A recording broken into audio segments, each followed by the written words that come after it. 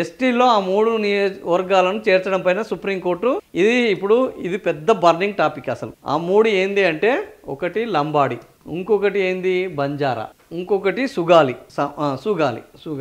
ఈ 3 ఇవి ఎస్టీలో ఉండొద్దు అని ఎవరు చెప్పారు? ఎమ్మెల్యే తెల్లం వెంకట్రావు. ఈ తెల్లం వెంకట్రావు చెప్పాడు. సో ఈయన ఇప్పుడు ఎక్కడ ఉన్నాడు? కాంగ్రెస్లో ఉన్నాడు. ఈయన కాంగ్రెస్ ఎవరితోటి? పొంగులేటి శ్రీనివాసరెడ్డి అనుచరుడు. సో ఈయనకి వచ్చిన ఇప్పుడు లంబాడి అనేది గిరిజనుల్లో బలమైన వర్గం.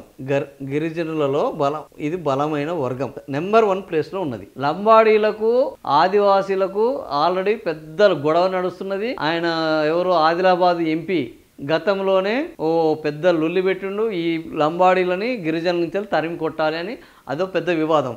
ఇప్పుడు డైరెక్ట్గా తెల్లం వెంకట్రావు వీళ్ళ ముగ్గురిని వెళ్ళాలని ఈయన ఏడికి వెళ్ళిండు అయ్యా అంటే సుప్రీంకోర్టుకి వెళ్ళిండు డైరెక్ట్.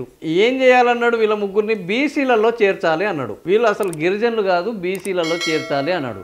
ఇప్పటికే ఈ రోజు ఏం జరగబోతుంది? ఈ రోజు అసెంబ్లీ సమావేశాలు డిప్యూటీ స్పీకర్గా రామచంద్ర నాయక్. ఈయన ఎవరయ్యా అంటే డిప్యూటీ స్పీకర్ రామచంద్ర నాయక్ లంబాడి. ఈయన లంబాడి. ఎక్కడి నుంచి వెళ్ళి? డోర్నకల్ రెడ్డి నాయక్ మీద గెలిచాడు. సీనియర్ నాయకుడు రెడ్డి నాయక్ మీద గెలిచాడు. 3 సార్లు పోటీ చేశాడు, 3వసారి గెలిచాడు. సో ఈయనని డిప్యూటీ స్పీకర్గా ఎన్నుకోబోతున్నారు. ఎందుకు ఆయనని డిప్యూటీ స్పీకర్ అంటే, ఈసారి సీతక్కకు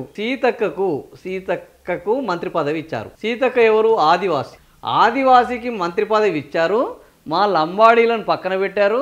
అసలు లంబాడీలు అంటేనే గిరిజనులు, గిరిజనులు అంటే లంబాడీలను పట్టించుకోరా మీరు అని లంబాడీలు తిరగబడితే వాళ్ళను శాంతింపజేయడానికి రామచంద్ర నాయక్కు డిప్యూటీ స్పీకర్ ఇస్తారు. అది ఇక్కడ లంబాడీల యొక్క పరిస్థితి.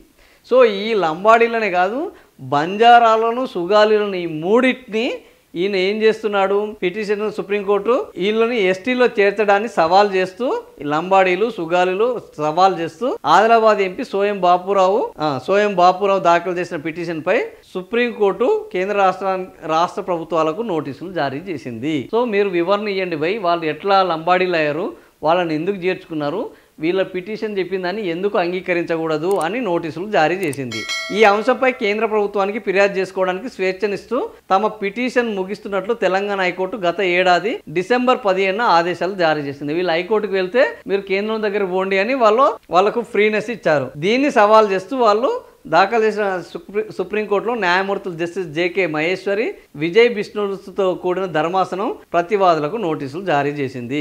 కేసు నెంబర్ ఇది. సో జత చేయాలని సిఏ నెంబర్తో Gondwana welfare society versus of state తెలంగాణతో జత చేయాలని అది సుగాలీలు, లంబాడీలు, బంజారాల వర్గాలను ఎస్టీలో చేర్చడంతో నిజమైన ఆదివాసీలకు అంటే ఇప్పుడు ఎవరు? సీతక్క. ఈ సీతక్క లాంటి వాళ్లకు సోయం బాపురావు నిజమైన ఆదివాసీలు, సోయం బాపురావురావు వీళ్ళందరికీ నిజమైన వాళ్లకు అన్యాయం జరుగుతుందని హైకోర్టును. దీని వెనుక ఇప్పుడు ఆదివాసీలు ఉన్నారా? సీతక్క ఇప్పుడు వాళ్ళ మీద చర్యలు తీసుకుంటే సీతక్క గెలిచినట్టు, వాళ్ళ మీద చర్యలు తీసుకోకపోతే సీతక్క ఓడినట్టు. మరి సీతక్క గెలుస్తుందా, ఓడుతుందా? ఇక్కడ ఆదివాసీలు గెలుస్తారా, లంబాడీలు గెలుస్తారా అనే ఇప్పుడు ఒక చర్చ మొదలైంది. ఇది ఇప్పటి వరకు ఎస్సీలలో మాత్రమే ఏబిసిడి వర్గీకరణ ఉన్నది. సో ఇప్పుడు ఏంటంటే వీళ్ళని మొత్తం తీసేయాలంటారు. ఇంతకుముందు ఎస్టీలలో కూడా ఏబిసిడి కావాలన్నారు. ఇప్పుడు ఏబిసిడి వద్దు, ఏసీడీ వద్దురా భయ్, మాకు అసలు వీళ్ళు ఉండొద్దు ఈ ముగ్గురు అన్న ఒక చర్చ మొదలైంది. అది సుప్రీంకోర్టు వరకు వెళ్ళింది. సుప్రీంకోర్టు నోటీసులు ఇచ్చింది.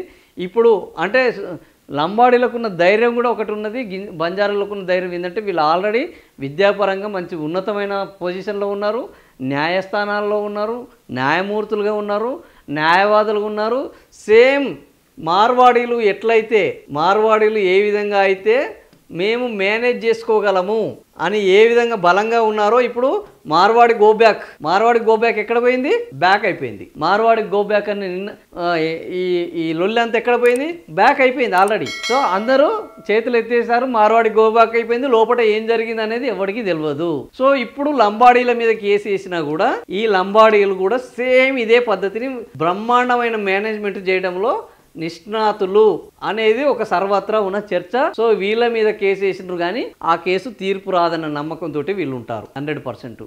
సో ఇప్పుడు దీని మీద సుప్రీంకోర్టు ఏం చేస్తుంది అనేది చూడాలి. సో ఇప్పుడు కాంగ్రెస్ పార్టీ ఏం చేస్తుంది చూడాలి. లంబాడీలు గెలుస్తారా లేదా సోయం బాపురావు, సీతక్క గెలుస్తుందా? కాంగ్రెస్ పార్టీ స్టాండ్ ఏంది? వీళ్ళని తీసేయాలనా లేకపోతే ఉంచాలన్నా? కాంగ్రెస్ పార్టీ రేపు రాష్ట్ర ప్రభుత్వానికి నోటీసులు ఇచ్చింది. నోటీసులలో వీళ్ళు ఏం చెప్తారు? వీళ్ళని ఎస్టీలు అని చెప్తారా? ఎస్టీలు అని చెప్తే ఆదివాసీలకు వ్యతిరేకం, ఎస్టీలు కాదు అని చెప్తే లంబాడీలకు వ్యతిరేకం. ఇప్పుడు కరవమంటే కప్ప కోపం, విడవమంటే పాము కోపం. ఈ పద్ధతిలో వ్యవహారం ఉంది. కాంగ్రెస్ పార్టీ దీని మీద ఎలాంటిది ఇవ్వకుండా వాయిదాలను కోరి దాన్ని నాన్చి వాళ్ళు బయటపడడం తప్ప వాళ్ళకి వేరే మార్గం లేనే లేదు.